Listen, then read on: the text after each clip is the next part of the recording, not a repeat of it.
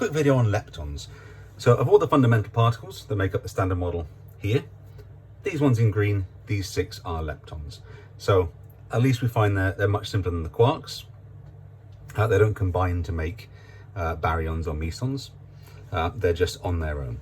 And we're familiar with the electron already. So let's delve into a little bit more detail and look at the quantum numbers. We know about the electron, and we know that the electron neutrino was discovered. It's created in beta decay as well.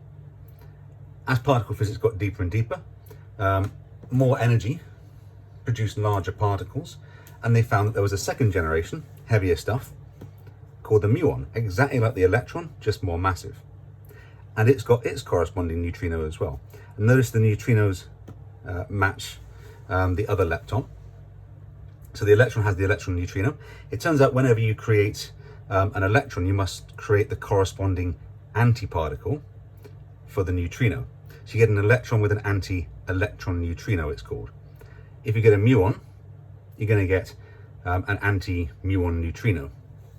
And the heaviest generation is called the tau. And when you create one of those to conserve lepton number, you also get a tau neutrino.